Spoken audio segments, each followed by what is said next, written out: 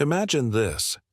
You are Marcus Livius, standing blindfolded in an underground chamber beneath Rome in the year 186 before Christ. Cold water drips onto your bare skin from the stone ceiling above.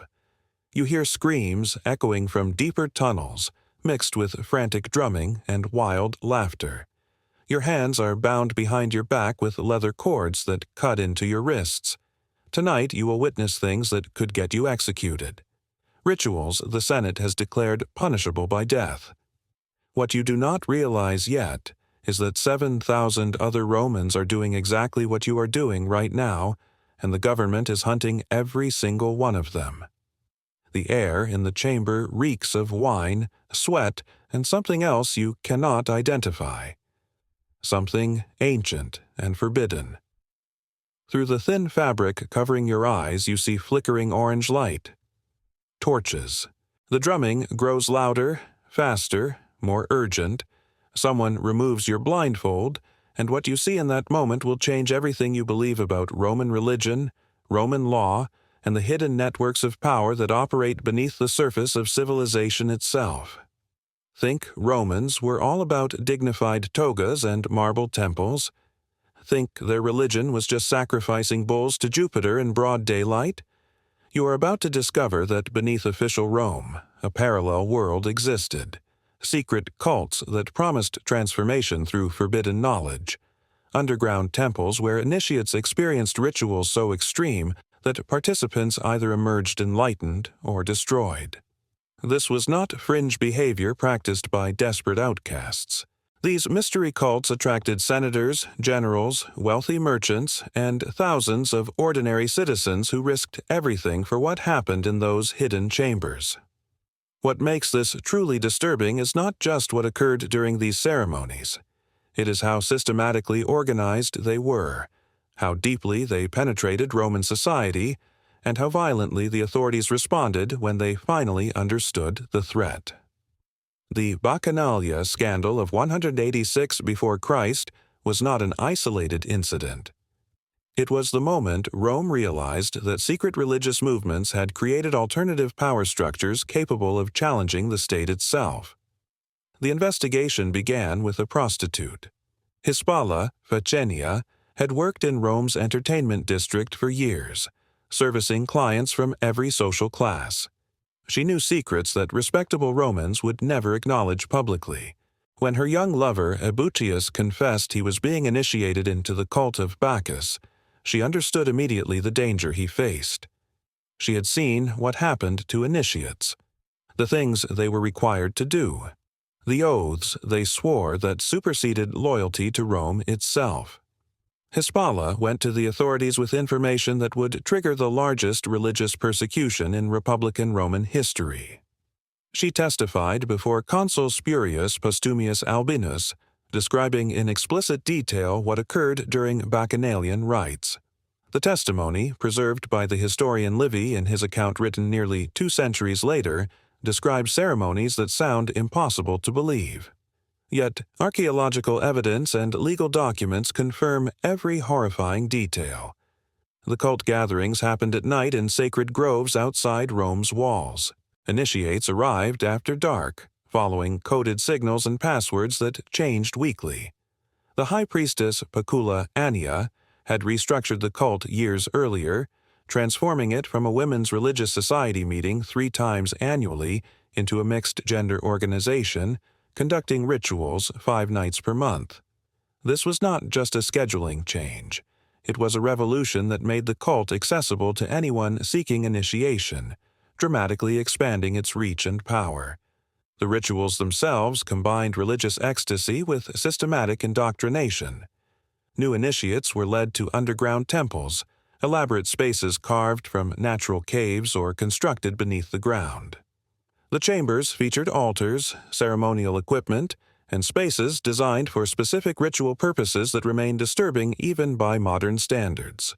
Torchlight created dancing shadows on walls painted with scenes of divine madness.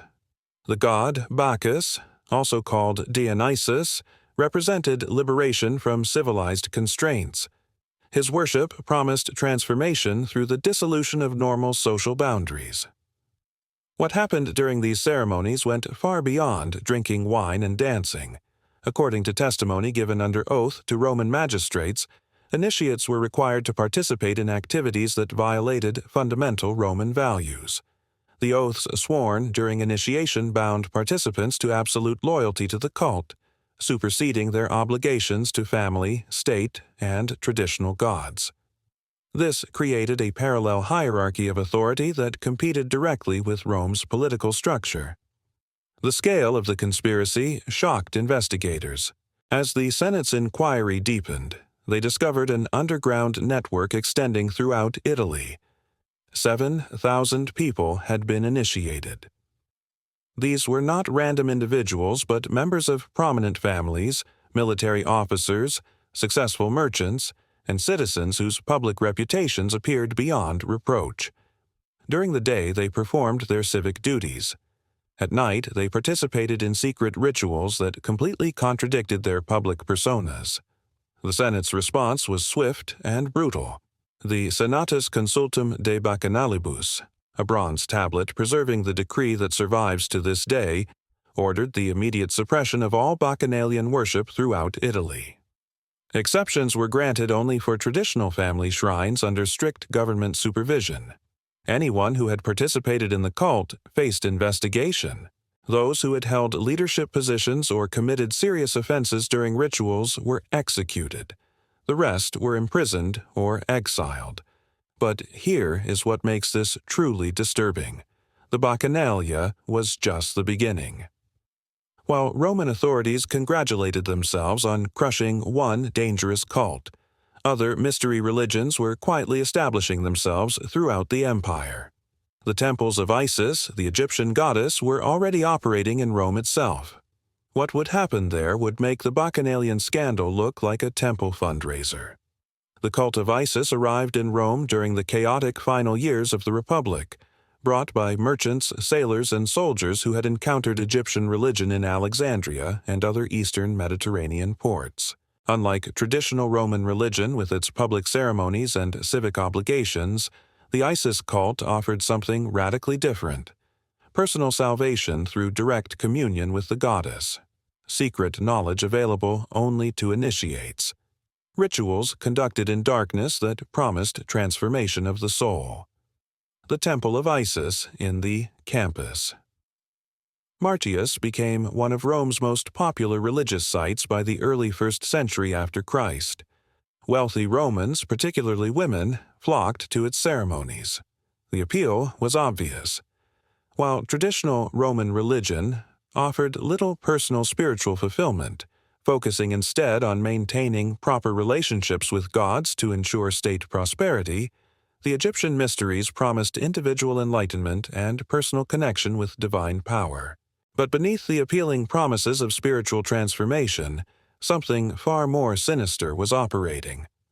The historian Josephus, writing in his Antiquities of the Jews around 93 after Christ, preserved an account that reveals just how corrupted some of these mystery temples had become. The story involves Paulina, a wealthy and virtuous Roman matron, married to Saturninus, a man of considerable status. Paulina was a devoted follower of Isis, spending significant time at the temple and contributing generously to its upkeep. A Roman knight named Decius Mundus became obsessed with Paulina. He pursued her relentlessly, offering enormous sums of money for a single night together.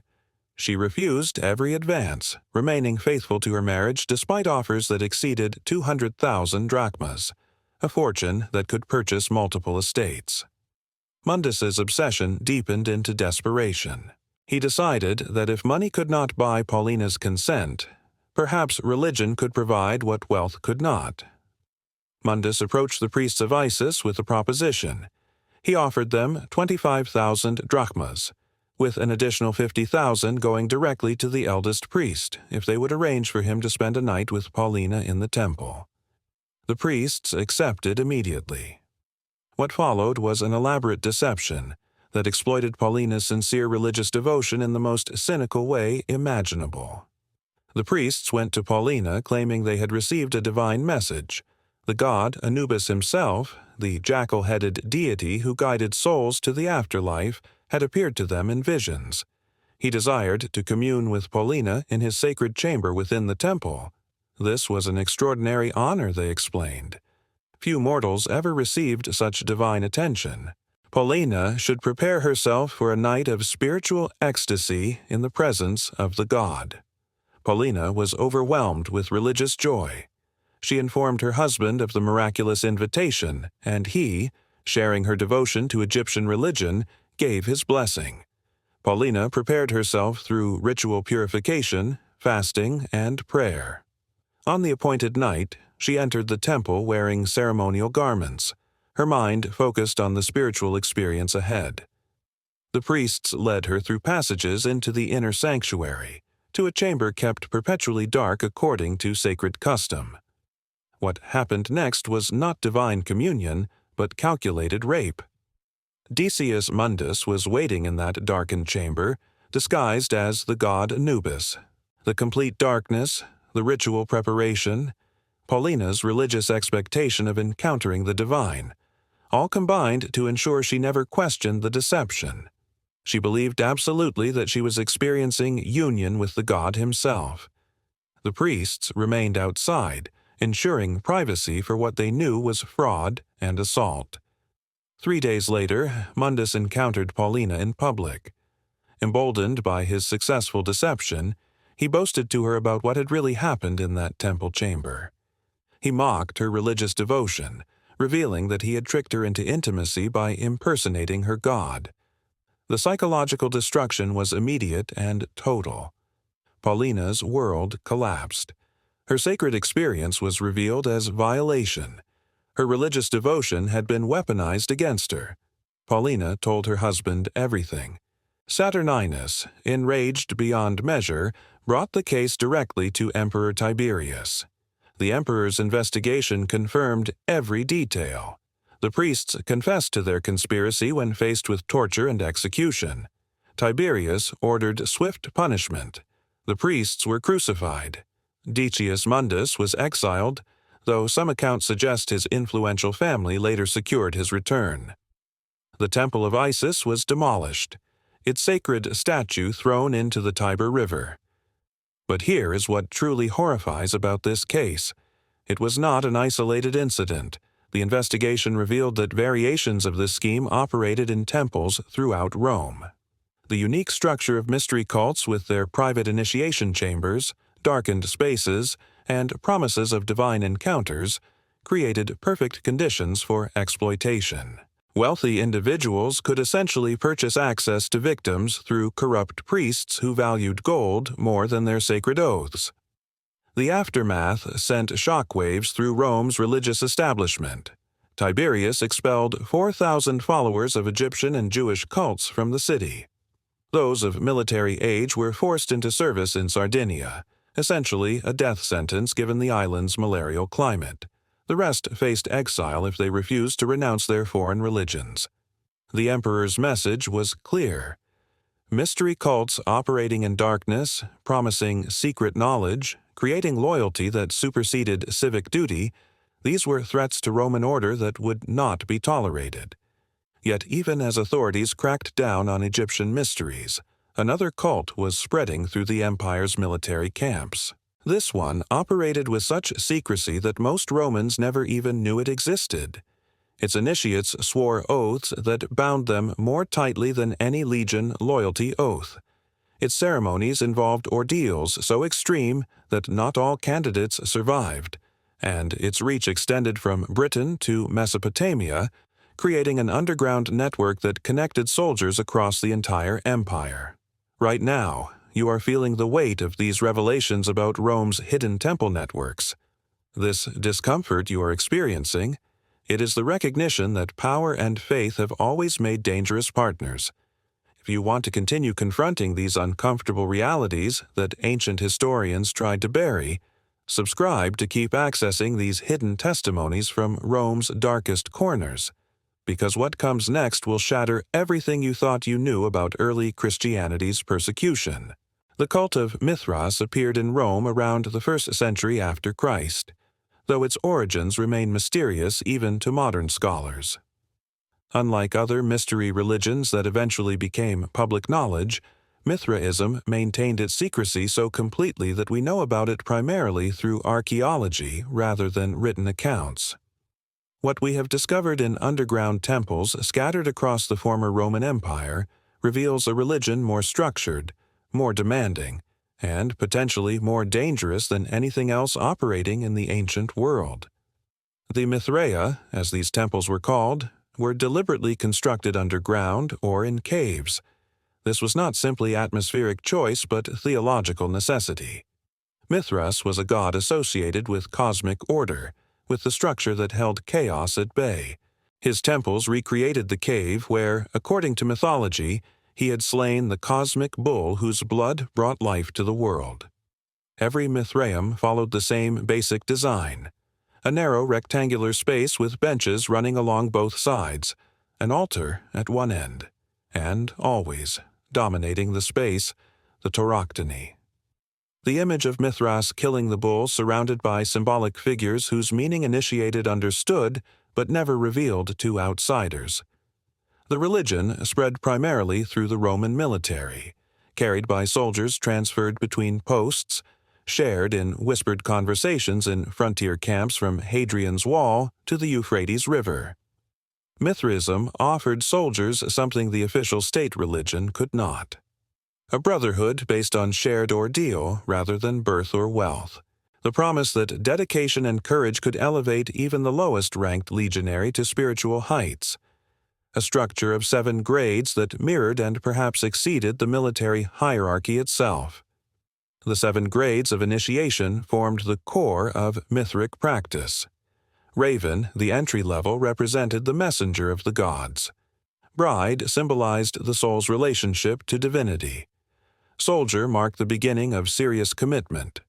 Lion indicated the candidate had passed through fire, both literal and metaphorical.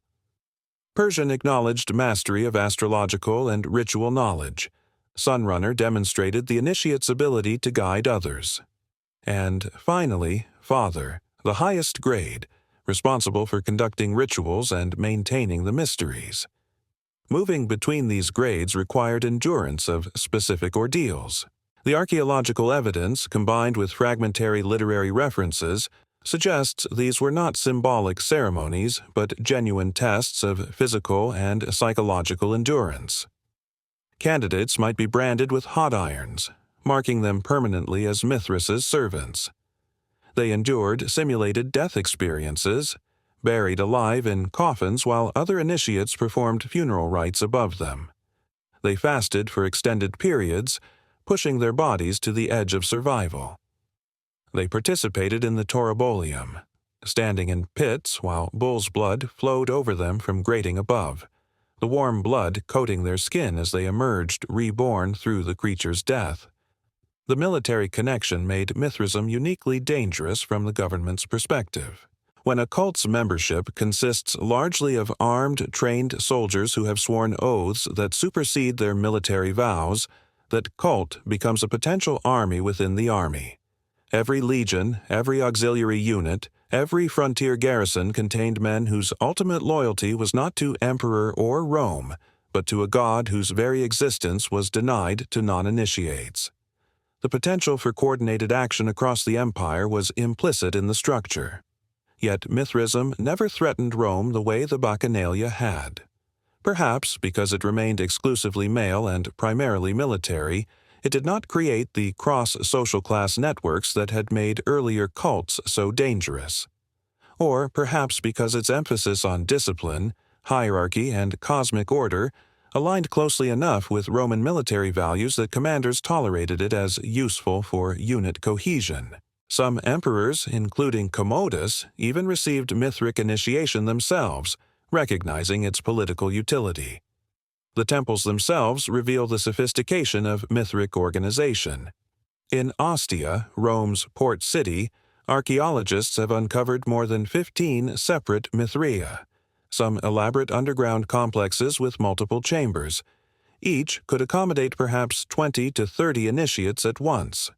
The temples contained equipment whose purpose we can only guess at based on context: ceremonial masks, symbolic weapons, astronomical instruments for calculating sacred dates, hidden compartments and passages that allowed priests to create dramatic effects during rituals.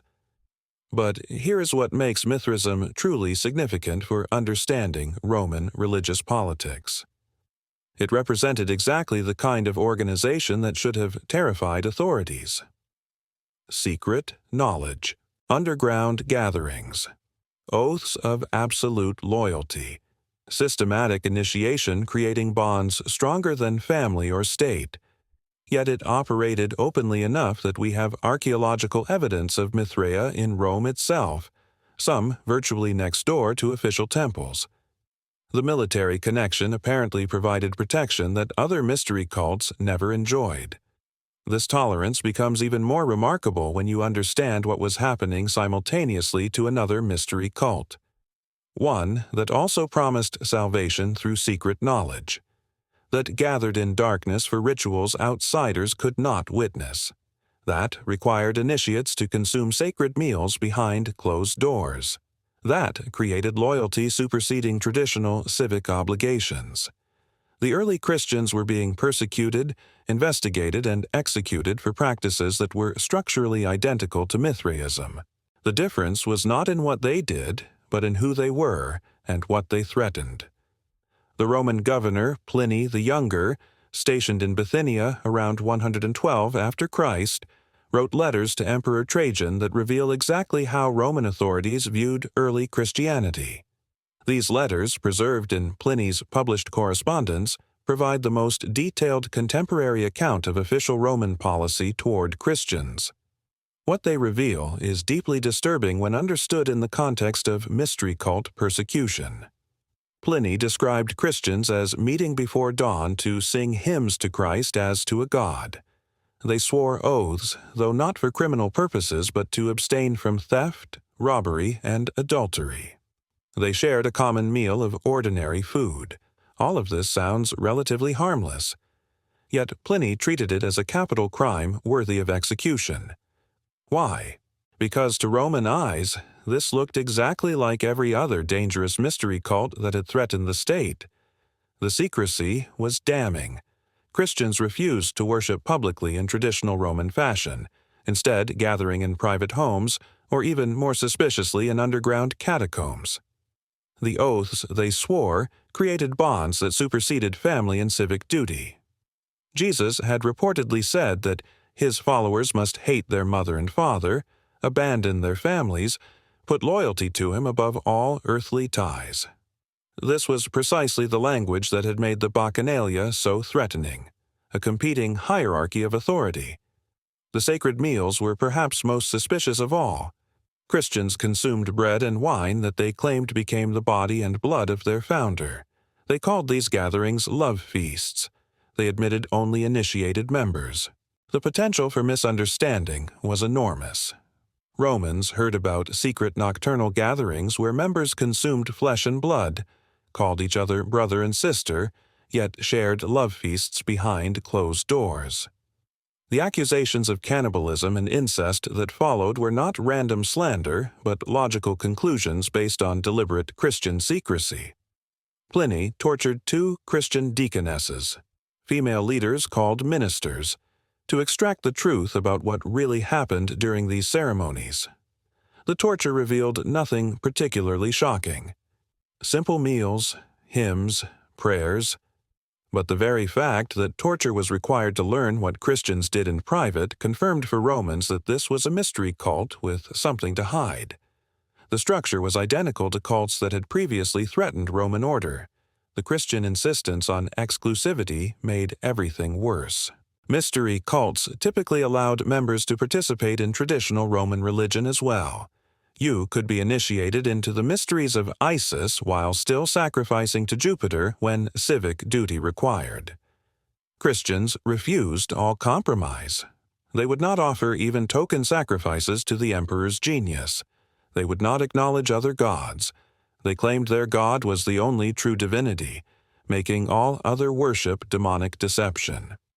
This absolutism transformed them from another mystery cult into an existential threat.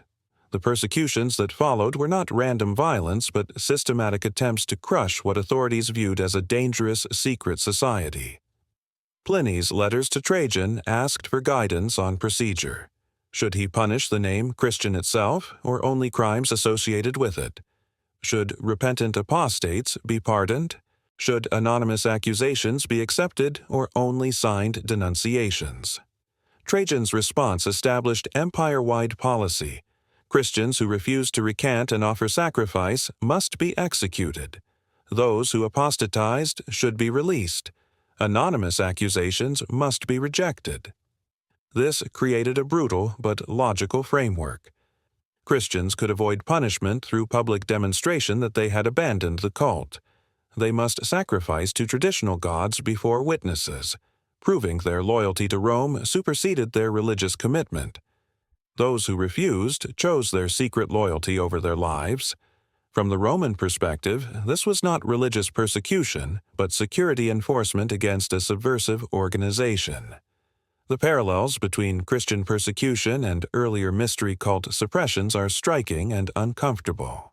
The Bacchanalia was crushed because it created alternative authority structures.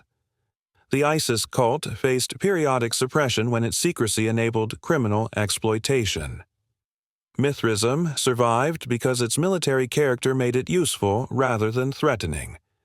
Christianity faced systematic persecution because it combined the worst features of all previous dangerous cults: secret knowledge, absolute loyalty demands, refusal to compromise, and, most dangerous of all, appeal that crossed all social boundaries, attracting slaves and senators, soldiers and merchants, men and women equally.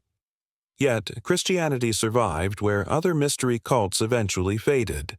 The religion that Rome tried hardest to destroy became the empire's official faith within 3 centuries. This transformation is the final revelation that explains everything about Roman mystery cults. The cult that won was not the one with the most appealing theology or the most powerful rituals. It was the one whose organizational structure proved most adaptable to imperial power. When Constantine converted to Christianity in the early 4th century, he did not abandon mystery cult structure. He transformed it. The secret initiation became baptism, still conducted away from public view with sacred formulas revealed only to the initiated. The sacred meals became the Eucharist, still restricted to baptized members with its central mystery hidden from outsiders. The grade systems of earlier cults became the church hierarchy of deacon, priest, bishop, and beyond.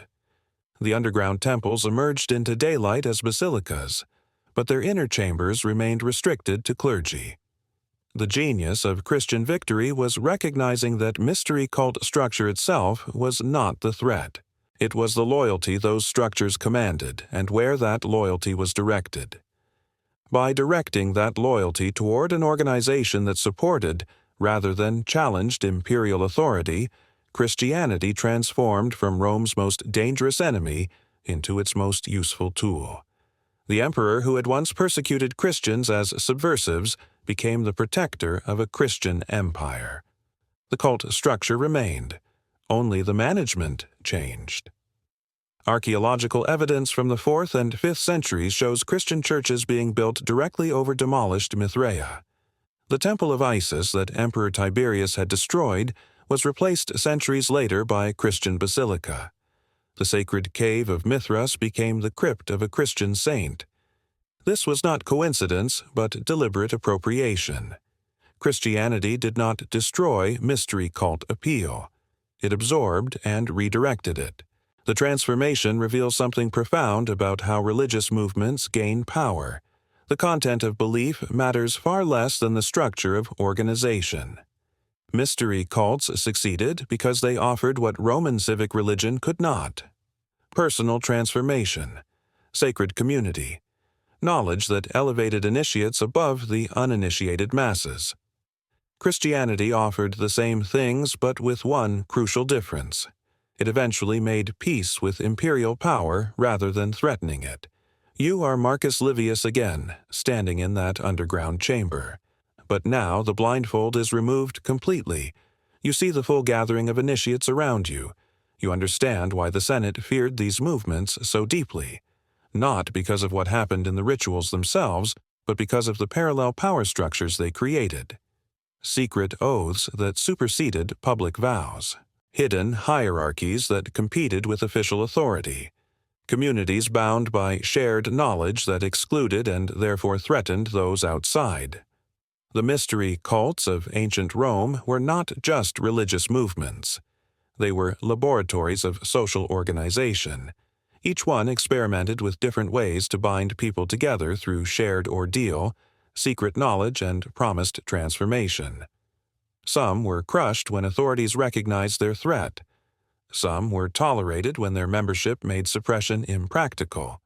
And one, Christianity, survived by eventually aligning its structure with rather than against imperial power. The legacy persists in ways we barely recognize. Every organization that demands total loyalty, promises transformative knowledge, and restricts membership through initiatory ordeals is following the template established in those Roman underground temples. From Freemasonry to modern corporate culture, from political movements to self-help programs, the mystery cult structure remains compelling because it addresses fundamental human needs. The need to belong to something greater than ourselves. The need to undergo trials that prove our worth. The need to know secrets that mark us as special. Now you know what Roman authorities wanted buried beneath centuries of official history. You have seen through the sanitized accounts of ancient religion to the raw power struggles underneath. If having this insider knowledge of Rome's secret religious networks empowers you, subscribing keeps you ahead of the curve on historical revelations. While others believe the textbook versions, you will know what really happened in those underground temples and why it matters for understanding religious power structures today. The screams you heard when you first entered that chamber were not victims being tortured. They were initiates experiencing transformation. The blood was not from violence but from sacrifice that bound participants together. The darkness was not concealing evil, but creating space for experiences impossible in daylight. Whether that transformation was genuine enlightenment or mass delusion, whether the bonds created were liberation or enslavement, these are questions each cult answered differently. What remains constant is the power of shared secret experience to create communities that threaten or support the larger social order.